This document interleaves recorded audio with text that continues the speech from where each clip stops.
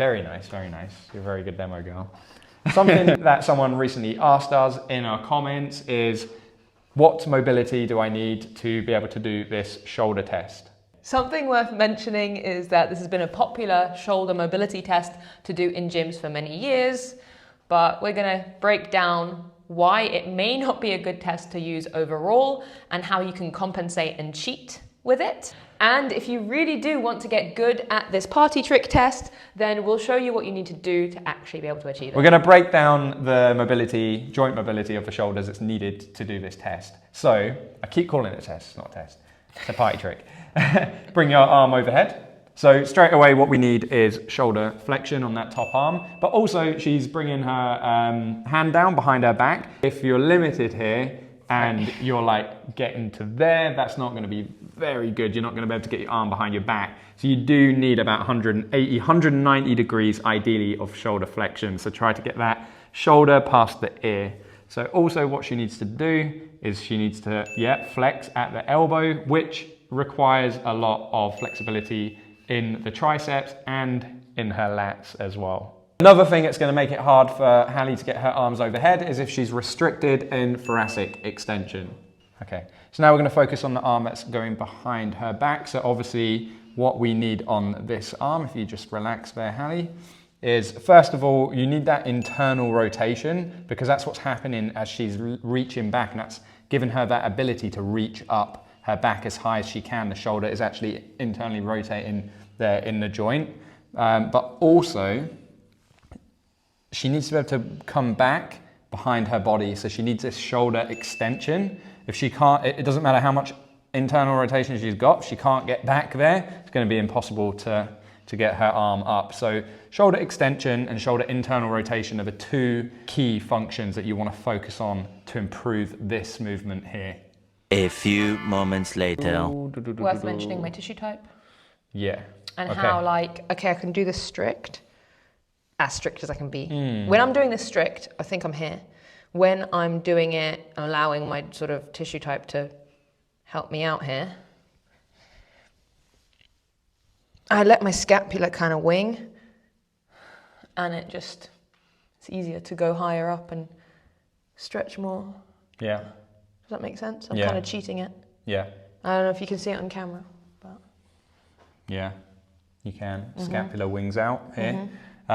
So that's obviously wouldn't be, we wouldn't test internal rotation or extension or shoulder flexion like this. There are ways that you can actually test these functions in a way that would give you an accurate reading without compensating. So first we'll just show you that so you have a good idea of what those would look like. So for example, a shoulder flexion test would literally just be everything's nice and neutral. She's bracing her core, not letting her ribs ride up, and she's just bringing that arm up overhead, and we can measure how much shoulder flexion someone has. Also, and if I was to compensate, it would be like this, or actually no, that's the only thing I can think of. Mainly there. It would be just arching your back, And then also we've got, do you want to show internal and external rotation? So just come out to the side. This one, sorry. Yeah, so that's external rotation there, and then she's got this internal rotation. So that's two ways you can do this up against a wall that you could test these shoulder functions. And then shoulder extension is just going back behind the body. And again, this is a test that you can do to test the range of motion in shoulder extension. But the key thing is when you're doing these tests is that if you're doing it as a test, you're doing it so that the person doesn't compensate. You're trying to limit any compensations, and that's what you're not going to get when you do this behind your back. Yeah, I could have much less shoulder flexion and still do it this way by rolling my shoulder in. I could pull this hand down and kind of get closer in on my fingers here. Yeah, you can just like do all sorts of... It's like... what do they call it? Contortion. Kind in of. a sense, isn't it? Yeah. And this is where tissue type really matters. So because my tissue type is closer to hypermobility, I'm not fully hypermobile, but I can I do have more hypermobility with my tissues and you don't. That's where the difference is, because technically your shoulder mobility is better than mine, even though it looks like mine has more range, but mine doesn't have as much control at end range. And therefore, that lack of stability is a problem. So this might look like I've got fantastic shoulder mobility, but actually, someone like you who doesn't get so close, but does have end range control in the ranges that are clinically good, technically yours is better. Yeah. But this won't show that. Yeah, exactly. But what this will show is, just say you're someone who tries to do it and it's just like, it's just uncomfortable, you can't get anywhere. Then what you can probably learn from that test is, you know, if you find it hard to get this arm overhead and you find this hard to get behind your back, then you probably got restrictions. So it is a good indicator, isn't it? Yeah. We're now going to show you which exercises you can do to get better in each of these functions. If you are looking to get a joint assessment for yourself in depth, then you can do that on our website. And if you want to study how to do it for your clients, we cover this in our CPD mobility certification. So exercise number 1, we're going to start with shoulder internal rotation. So we're going to go and do a passive stretch. Yeah, just to increase your end range. We're going to do a passive stretch to take you to your end range of motion. We're going to hold it there so you relax into it. Then we're going to do some isometrics to strengthen that range of motion. So we're not just stretching, we're strengthening as well. Can I do it on this arm? Yeah. So Hallie's just done a 2-minute stretch in this sleeper position for her shoulder internal rotation. You can see here she's using the foam roller, that's for her neck. If your neck is kind of not strong in this position, or it aches because it is quite a long hold, then you can put something under your head to support it. Or if you want to do a neck workout whilst you're doing this, you can just try and keep it neutral. Hallie's got her shoulders like down, so her scapula, she's not shrugging up like this. She wants the shoulders down as much as she can. And then as she's pushing down into this stretch, she's making sure that this shoulder doesn't pop up off of the ground. So she's getting that true internal rotation here in the shoulder.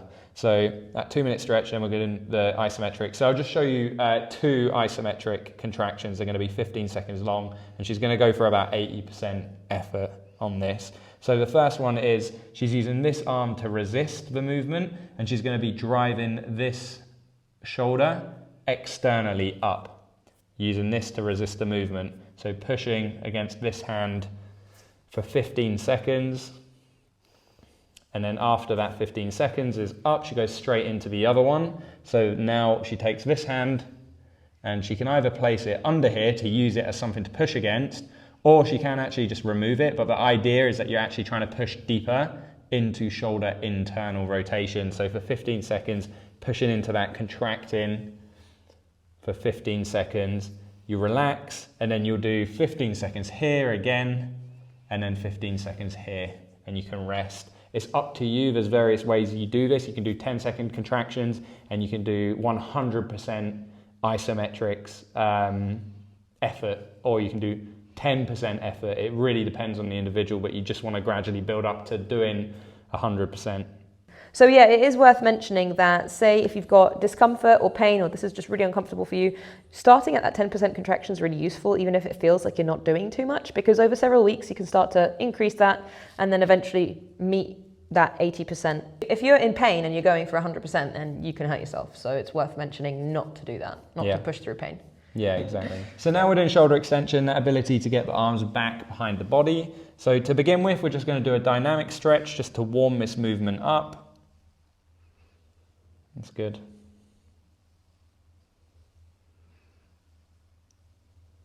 Then after our dynamic stretch, we're going to do a back plank essentially. But what this does is it's going to actually strengthen you at your end range. So Hallie's just going to put her feet down on the ground, and then she's going to engage her glutes and her core and push up. And she's also squeezing her triceps and pulling her shoulder blades down and back, basically trying to push that chest up. But Hallie, can you show what it would be like if you like overextend?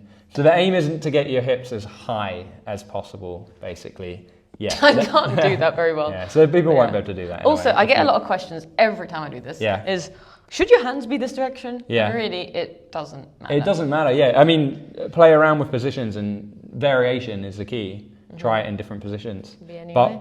yeah, when you're doing that stretch, for example, your hand's not even involved, is Exactly. it? So yeah, so she can do that for reps. So she can push up. Oh yeah, sorry. And do that for reps, and she can also do it a hold, an isometric. So she got 10 seconds, 3 sets of 10 seconds, or 3 sets of 15 seconds, whatever you can kind of manage. An easier variation, actually, just looking at this, actually requires a lot more shoulder extension because now you're pushing the hips up higher, but it's actually easier on the core to perform it this way. Yeah, that's great. Cool. That's another thing, hanging. Oh, I was kidding. We're not going to do it, but hanging yeah. for overhead mobility, you know, what a great way to stretch your lats out. I'll show you this one real quick. You just reminded me, and we might as well share this little golden nugget. All right. So yeah, just hang. Yes. And then to bring the stretch into your lats and your triceps, what you want to do is you want these ribs in. Yeah, so if the ribs come in, and exhale as you do that. So exhale out, and then just kind of like shallow breathing to maintain that. But you can feel the stretch, can't you? Feel my core as well. Yeah, you can feel your core, and you can, but engaging that core brings out the stretch in your lats. So that's a great passive stretch. But also, actually, you could do that same motion with your feet on the floor if you find the hanging too hard. Yeah. Oh, you could really. Yeah, actually, you don't even need to lift your feet off. Yeah. Now back to our regularly scheduled content. Yeah. Right. What are we doing?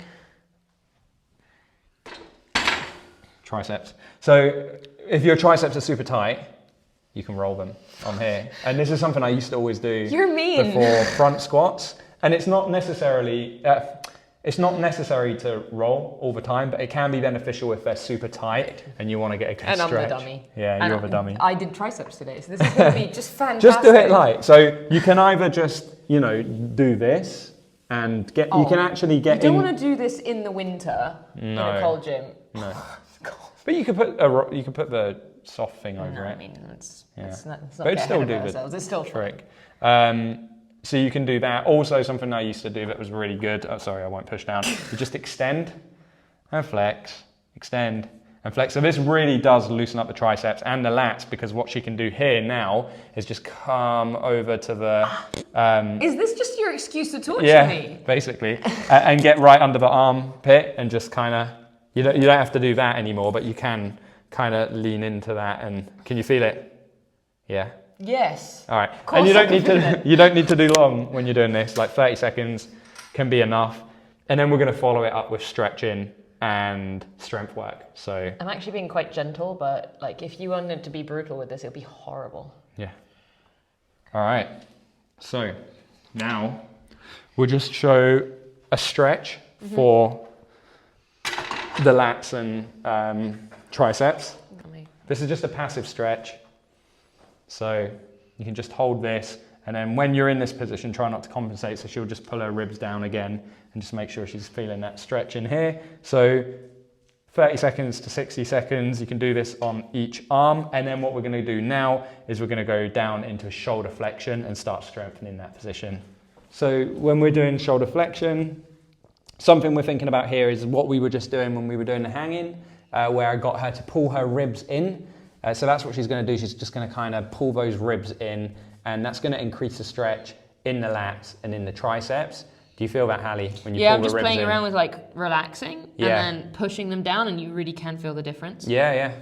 And it's also helpful with this stretch to like shrug upwards, Hallie. So you kind of reach in. That's going to help you open up. You know when you open up the shoulder joint like that, when you lift, you really allow more flexion to happen. Oh yeah, I mean that's really big difference. You don't want to be like jamming the shoulder down, like the shoulder blades down. A lot of people are always trying to like think shoulder blades back and down. Yeah. So just let it go up. It's like reaching as high as you can. Exactly. That's a golden nugget. It's 2 minutes, passive stretch, and then this is about active isometrics now. So to begin with, she's gonna push into the bench.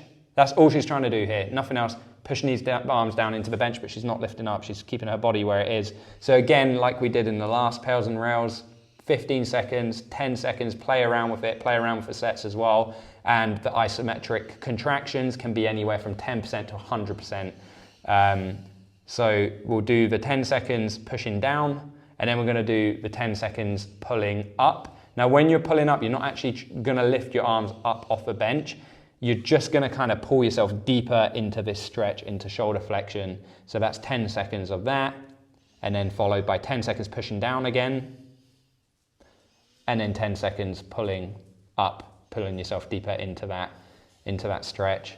There's loads more that you can do. This is just a small example of like how you can start stretching and strengthening these muscles. That test is fun, and it's very visual, it's very quick. It's kind of like a party trick if you can do it, but I wouldn't recommend it as something that you use as an overall shoulder test, because it emits way too much, and also it's far too easy to compensate with very minimal signs. Thank you for watching, guys. If you found this video useful, please subscribe to our YouTube channel and let us know in the comments below what videos or topics you would like us to cover in the future, because this is kind of how we're going to do this is how we're going to do videos. It's just going to be kind of like reacting and answering the comments that you guys leave. So, yeah, cool. Rex is done. Rex has enough.